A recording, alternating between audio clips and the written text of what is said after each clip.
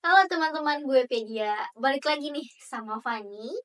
Pada hari ini Fani akan nyampein ke teman-teman dan bakal nge-review novel berjudul Simfoni dari Sitel karya Yuda Taruna. Nah, teman-teman apa sih yang tahu mengenai Simfoni dari Sitel ini? Nanti Fani bakal review lebih lanjut. Stay tune terus ya. Simfoni dari Sitel adalah judul yang menggambarkan bahwa kehidupan itu seperti simfoni indah orkestra yang naik turun. Sementara Seattle diambil dari nama kota di Amerika Serikat.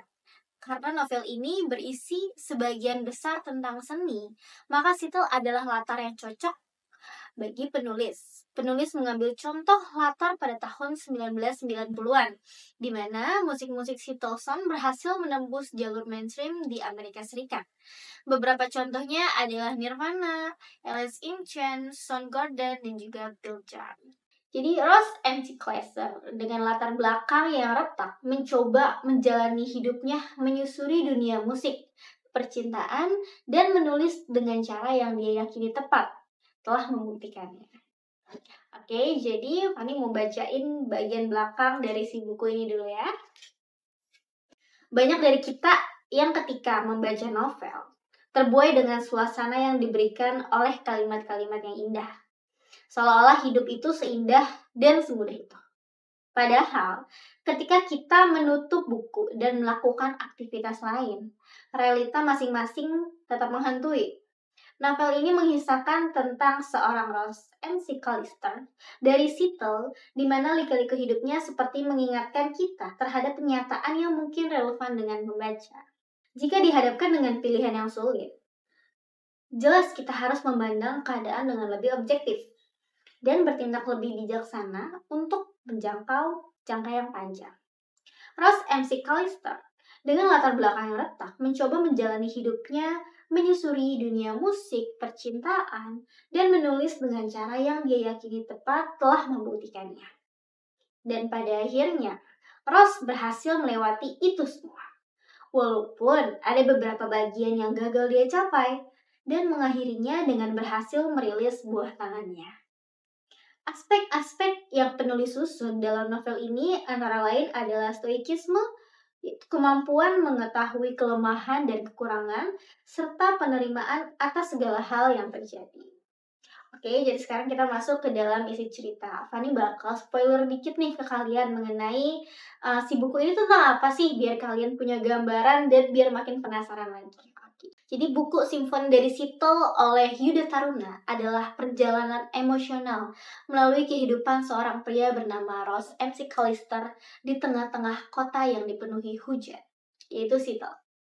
Dalam cerita yang penuh dengan lika-liku ini, pembaca disuguhkan dengan gambaran yang mendalam tentang perjuangan, kegagalan, dan harapan yang tak pernah pudar.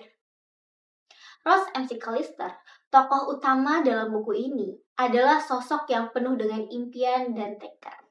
Dari masa remaja hingga dewasa, dia dihadapkan pada berbagai rintangan yang menguji tekadnya. Dalam perjalanan menuju kedewasaan, Ross mengalami kegagalan dan kehilangan yang membuatnya terjatuh. Namun, dia tidak pernah menyerah. Setiap tetes hujan yang turun di situ menjadi saksi dari perjuangannya yang tak kenal lelah. Sampai sini gimana teman-teman? Ada gak sih yang cukup relate dari pembuka yang telah Fani bacain? Karena pasti sebagian besar dari kita mengalami hal itu. Cuma kita lanjut lagi ke kisahnya si Rose ini ya. Oke, jadi pentingnya hubungan antara Rose dan teman-temannya, terutama Tom, sangat menonjol dalam cerita ini.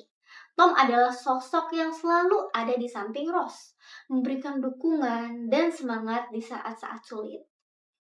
Dialog dan interaksi antara Rose dan Tom memberikan dimensi emosional yang mendalam bagi cerita ini. Kisah cinta antara Rose dan Emily juga merupakan bagian yang penting dalam buku ini. Meskipun penuh dengan kebahagiaan, hubungan mereka juga diwarnai dengan pertentangan dan keputusasaan yang sulit. Namun, meskipun harus melepaskan satu sama lain, mereka tetap memiliki penghormatan dan kenangan yang abadi. Buku ini juga menyoroti pentingnya pendidikan dan kesempatan kedua dalam hidup. Meskipun Rose menghadapi tantangan finansial dan juga keputusan yang sulit, dia tidak pernah kehilangan harapan. Dukungan dari teman-temannya, terutama si Michelle, membantunya untuk mengejar kembali impian pendidikannya. Dan melalui petualangan musik Rose juga, pembaca disajikan dengan pesan tentang pentingnya mengejar impian dan mengekspresikan diri melalui seni.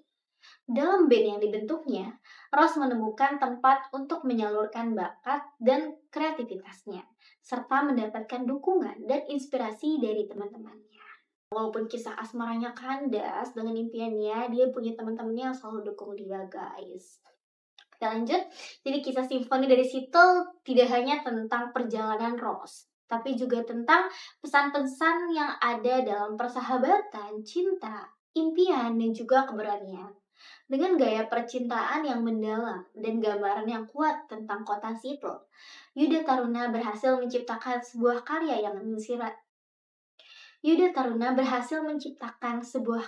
yang menginspirasi dan memikat hati pembaca.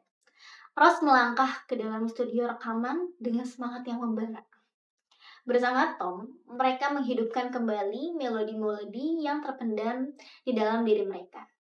Suara Rose yang khas disertai dengan irama gitar yang dimainkan dengan penuh perasaan, mengisi ruangan dengan kebahagiaan dan kehangatan juga kesemangat. Setiap catatan yang mereka mainkan menjadi sebuah ungkapan dari hati yang penuh dengan perjuangan dan harapan. Di tengah proses rekaman, Rose dan Tom berbagi cerita tentang perjalanan hidup mereka sejak terakhir kali bertemu. Mereka mengingat kembali kenangan manis dari masa lalu dan menguatkan satu sama lain di hadapan tantangan masa kini. Dialog antara mereka menjadi bukti dari ikatan persahabatan yang kuat yang tak tergoyahkan oleh waktu dan jarak. Saat lagu-lagu mereka mulai terbentuk, Rose merasa seperti memasuki dunia yang baru, yang penuh dengan kemungkinan. Setiap melodi yang tercipta adalah sebuah langkah menuju impian yang selama ini dikejar oleh Rose. Dan bersama dengan Tom, mereka membuktikan bahwa meskipun hidup seringkali penuh dengan rintangan, dengan tekad dan dukungan dari orang-orang terdekat, impian mereka bisa terwujud. Saat mereka menyelesaikan rekaman terakhir, ruangan studio dipenuhi dengan kepuasan dari rasa syukur. Rose merasa terharu melihat bagaimana perjuangan selama ini mulai membuahkan hasil. Tom dengan senyuman hangatnya menggenggam tangan Rose dengan erat, mengingatkan bahwa mereka tidak sendiri dalam perjalanan ini. Setelah selesai dari studio rekaman, Rose dan Tom keluar ke malam yang sunyi. Di bawah langit yang dipenuhi dengan bintang, mereka duduk di tepi jalan, memandang ke arah kota yang tidur. Suasana hening dan ketenangan menyelimuti mereka. Semesta di dalam hati masing-masing terasa hangat dan kebersamaan yang tak tergantikan. Dalam momen itu juga, Rose menyadari betapa berartinya memiliki seorang seperti Tom di dalam hidupnya. Teman sejati yang selalu ada di setiap langkahnya, mendukung dan menginspirasi. Mereka membuktikan bahwa meskipun badai datang, dengan kekuatan persahabatan, mereka dapat melalui segala rintangannya. Ketika mereka akhirnya pulang, Rose merasa penuh dengan harapan dan penuh dengan rasa semangat.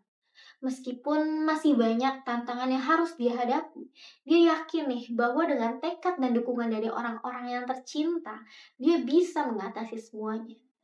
Dan di antara gemuruh kota yang tidur, Rose memasuki malam dengan rasa syukur dan optimisme yang membara. Setelah tiba di rumah, Rose merasa lega melangkah ke dalam ruang tamu yang hangat. Cahaya lampu remang-remang menyambutnya, menciptakan suasana yang tenang dan nyaman. Dia melemparkan jaketnya ke sofa dan duduk di dekat perapian, membiarkan hangatnya api menyelimuti dirinya. Tom duduk di sebelahnya, membawa 2 gelas anggur merah. Mereka mengangkat gelas mereka dalam sebuah tos untuk merayakan momen yang berharga ini. Anggur itu mengalir ke dalam gelas mereka dengan lambat, menciptakan rasa hangat di dalam dada mereka, seiring dengan percikan-percikan api yang menyala di perapian. Saat mereka duduk di sana, mengobrol tentang masa depan dan impian-impian mereka. Ross merasa terdorong untuk mengungkapkan rasa terima kasihnya kepada Tom.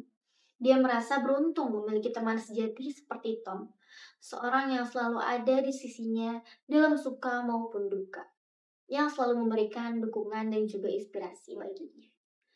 Dalam keheningan yang nyaman, mereka menyaksikan bintang-bintang yang bercahaya di langit malam. Ross mengingat semua momen indah yang mereka bagikan bersama. Dan dia menyadari bahwa persahabatan mereka adalah salah satu hal yang paling berharga dalam hidup mereka. Ketika akhirnya waktunya mereka berpisah, Ross dan Tom berpelukan dengan erat. Mereka tahu bahwa meskipun mungkin ada waktu dan jarak yang memisahkan mereka, ikatan persahabatan mereka akan tetap kuat dan abadi. Ross masuk ke dalam rumahnya dengan hati yang penuh dengan rasa syukur dan kebahagiaan. Dia tidak peduli dengan apa yang terjadi, dengan masalah yang terjadi. Yang terpenting adalah dia memiliki seseorang yang selalu ada di sisinya, yang mendukungnya dan yang mencintainya tanpa syarat. Di dalam kehangatan rumahnya, Ross merasa penuh dengan perasaan damai dan bersemangat untuk hari-hari yang akan datang. Dengan Tom di sisinya, dia yakin bahwa tidak ada yang bisa dia capai. Dan di malam yang sunyi itu, Ross tertidur dengan senyum di wajahnya, siap menghadapi apapun yang ada, apapun yang akan dibawa oleh hari esok. Oke guys, gimana? Udah kebayang gak sih gambaran mengenai perjalanan si Ross ini gimana ke depannya? Masalah apa sih yang dia hadapi? Juga kesimpulan buku ini adalah penulis menyampaikan pesan bahwa manusia tidak berhak menjadi Tuhan dan mengambil pekerjaan Tuhan, sama seperti halnya karakter Ross MC Callister yang dipandang tidak akan mempunyai masa depan. Oke guys, jadi buku ini tuh bagus banget loh buat kalian yang ngerasa relate dengan perjalanan hidup si McAllister ini. Bagi kalian yang memang paham, bagi kalian yang memang berada di fase si Ross ini, kalian bisa banget loh beli bukunya. Jadi kalian bisa langsung aja kunjungi website Guepedia atau ke marketplace favorit kalian. Jangan lupa juga untuk like, comment, subscribe, dan juga jangan lupa untuk share ke sosial media kalian juga. Semoga apa yang Fanny sampaikan ini membantu kalian. Semoga apa yang Fanny sampaikan ini berguna untuk kalian baik sekarang ataupun ke depannya. Cukup segitu dulu dari Fanny. Selamat siang, sampai jumpa.